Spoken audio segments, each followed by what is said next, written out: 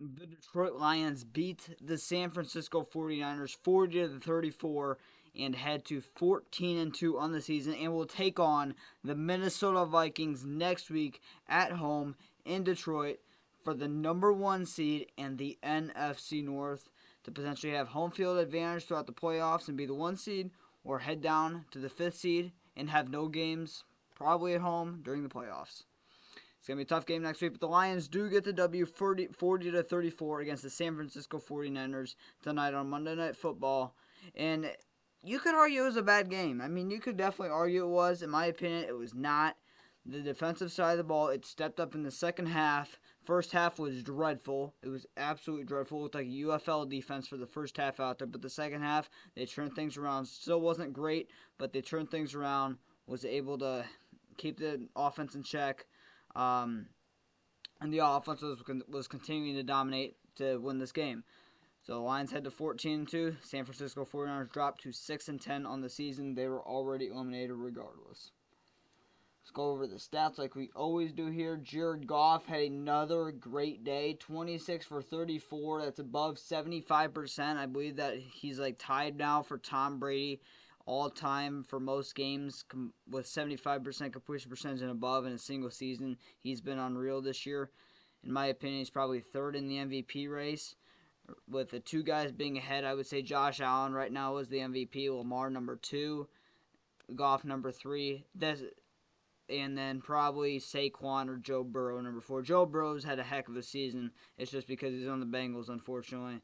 I love Joe Burrow. I've always been a Joe Burrow guy. But unfortunately, because he's on the Bengals, he's not going to win it. But he's had an unbelievable year. Just wanted to put that out there. But Jared Goff, he's also had an unbelievable year. 26 for 34, 303, 3 touchdowns, 0 picks. He's now up to 36 passing touchdowns on the season. He needs 4 more next week to hit 40 on the year. If he can somehow get 5 passing touchdowns next week, he will tie Matthew Stafford's record for the Detroit Lions for most passing touchdowns in a single season with 41. Stafford did that back in 2011. Goff can tie that if he gets 5 passing touchdowns next week. Probably won't happen, but I think 4 is a legitimate possibility with how much we're probably going to have to pass next week. So Jared Goff continuing to play unbelievable this season. Jahmyr Gibbs had a pretty good day. 18 for 117, 6.5 and a touchdown. Very good day, actually. Didn't know it was that high in terms of the stats. Jahmyr Gibbs continuing to show he is a running back one in an NFL team and one of the best top 5, top 3 running back in the NFL. He's unreal. Craig Brown's got a little bit more playing time today. 7 for 31, 4.4 a carry. He's one of the better, if not the best, third-string running back in football. He's unreal. I don't know if he'll be back next year. He probably will. In my opinion, we don't need him because we still got Jamar Jefferson to develop. I'm a big fan of him. Sione Vake looked very good during the preseason. Can develop him. He can be the stud down the years from now. So I don't know if he'll come back next year. That's up in the air in my opinion.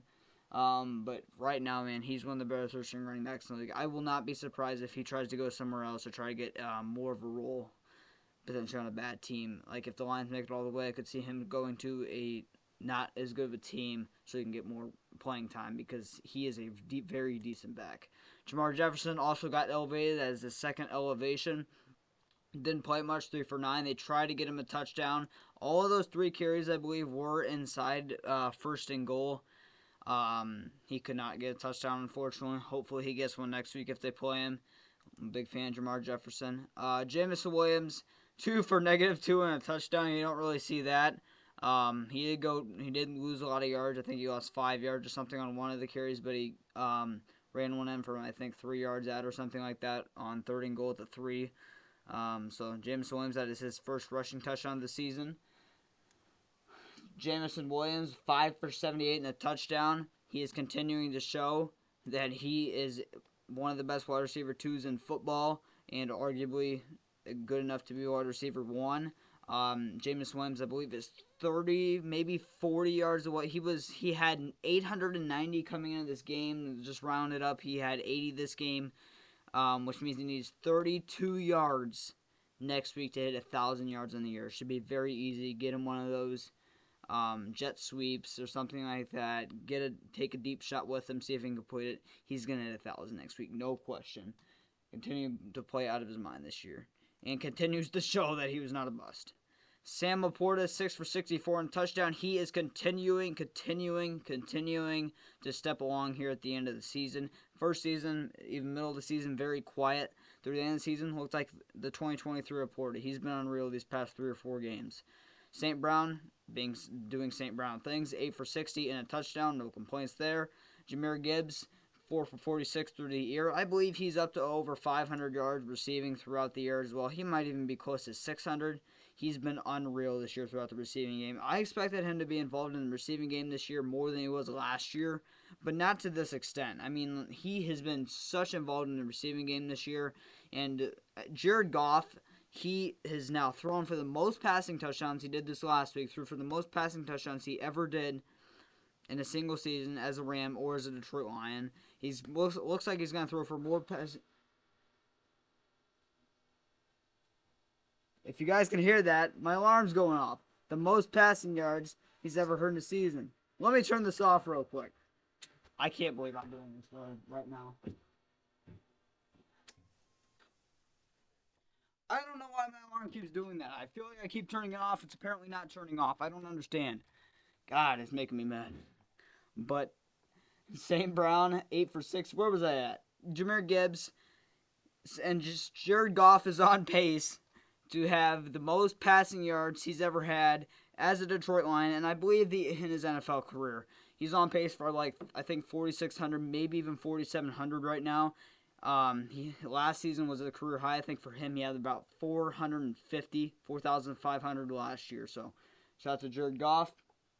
Craig Owens also involved through the receiving game, 2 for 35. And I want to shout out my guy right here, Allen Robinson. Completing 1 catch for 21 yards, and that catch looked like old Allen Robinson from the Bears, specifically the 2018 season. That's all I got to say. Allen Robinson finally showing up. Man, I want him to get a touchdown so bad. My reaction after he caught that, I thought it was going to be a touchdown. I want him to get a touchdown so bad as a Lion. Just because I thought he would never ever be a Lion. Kirby Joseph, see him on the thumbnail, leading the thumbnail. Had 2 picks. He's now up to 9 on the season, leading the NFL. The second place person is Xavier McKinney on the Packers with 7. So it looks like no doubt about it, Kirby Joseph is going to end up with the most interceptions in the NFL this season. He's been unreal, and I don't know why I was never thinking this before, but Kirby Joseph has a legitimate shot to end up with Defensive Player of the Year. He legitimately has a shot. The sacks from the defensive ends are not as high this year. There's a lot of them who have a lot of sacks, but there's not one that's has 20 sacks. There's not one that has 18 plus. I think the league leaders, Trey Hendrickson or Daniil Hunter, and they only got 15. So they're probably only going to have maybe 17 and a half if they get lucky to end the season. So Kirby Joseph, I would say for sure, if he gets one more next week, he has a shot to win Defensive Player of the Year. He's been unreal this year. Absolute ball hawk, and he's an absolute dog. Anybody else high on the defensive side of the ball here? Jack Campbell had a couple good tackles today. Continues to show he's had a phenomenal year. Brian Branch did get a sack. He struggled today, though, in the coverage game and tackling. He did cost us 15 yards on a sportsmanlike conduct that I thought was just stupid. He barely pushed the wide receiver. The refs called a 15-yard penalty for unnecessary roughness or unsportsmanlike conduct. Whatever. It was not a good call in my opinion, but he had a very mediocre day in my opinion. But at least he got a sack to capitalize for it. And I'm not even going to talk about what happened on the sack. Yes, it should have been a 15-yard penalty, but, I'll take it. Plus, the game, I don't think would have been affected by that anyway. Miles Adams got his first sack as a Detroit Lion. I thought they were going to give half a sack to Al-Qaeda Muhammad, who got there first.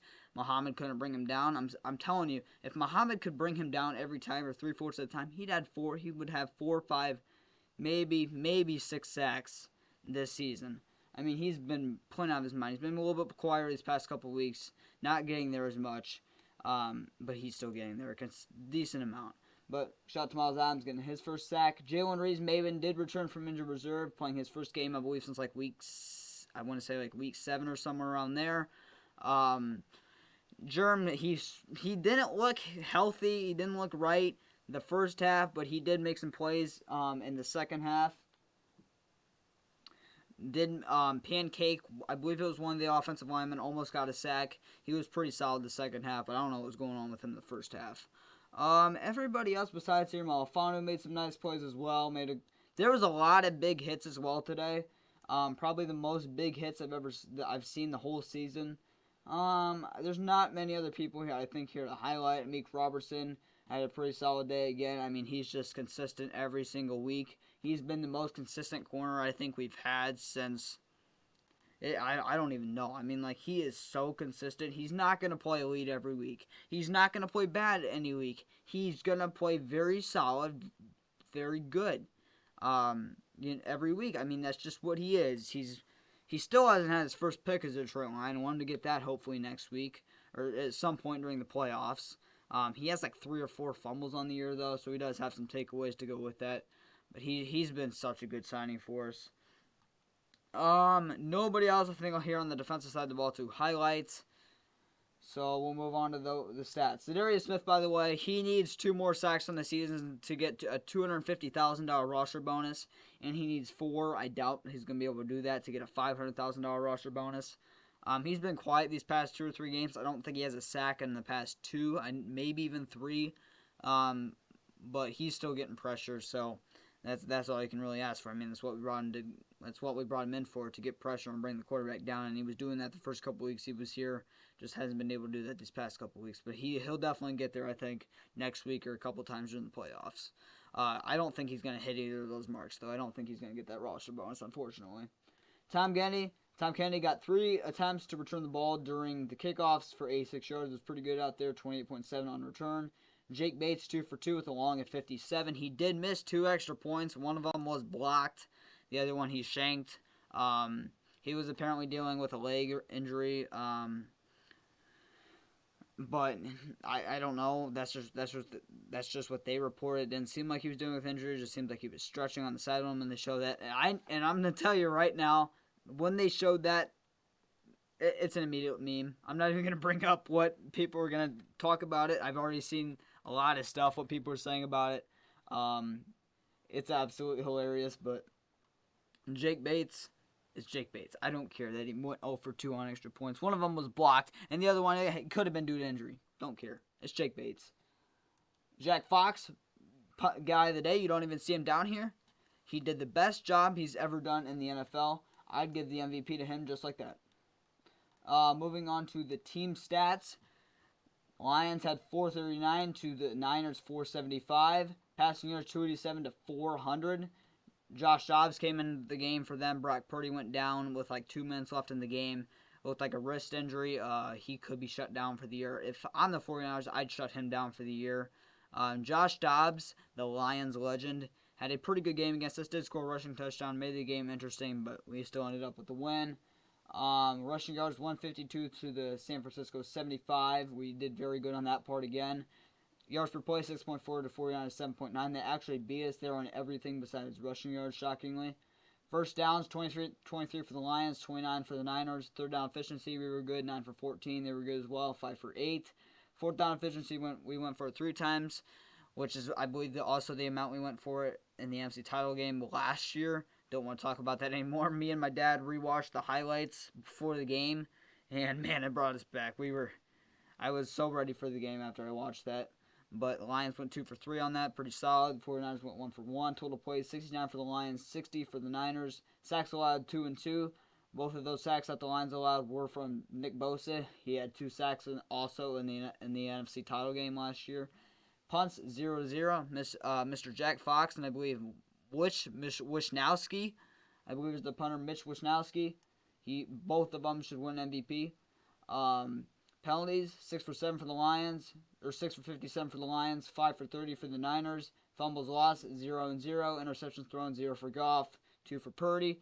34 minutes and 52 seconds for possession for the Lions, and 25 minutes and 8 seconds for the San Francisco 49ers. Let me see if there's anybody on the Niners to highlight here and shout out, and then we'll wrap this video up. Brock Purdy, he played okay today. He threw for the most passing yards he ever threw in an NFL game with 377. Did have 3 touchdowns, but he had the 2 ugly interceptions.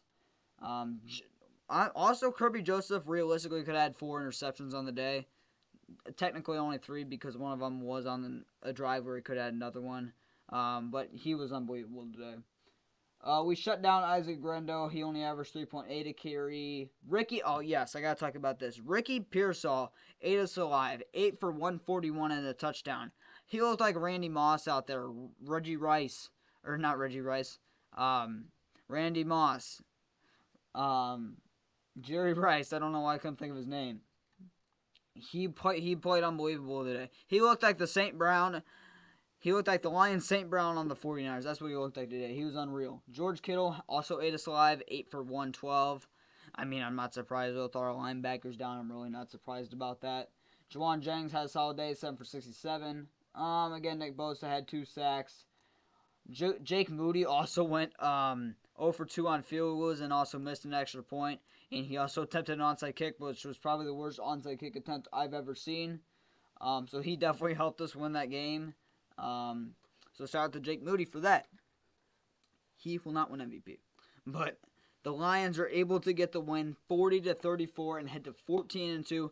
They will be back at home next week to take on the Minnesota Vikings. I'm so ready for that game next week. It's unreal. It's Sunday Night Football, 7:20 Central Time. This whole week is going to be unreal. There will be more videos, I'm telling you right now, than normal coming out this week. Probably at least around 3 or 4. So look forward to that. One pride, go Lions. On to Minnesota, where we'll either get the 1 seed or 5 seed. And yeah, look forward to that. One pride, go Lions.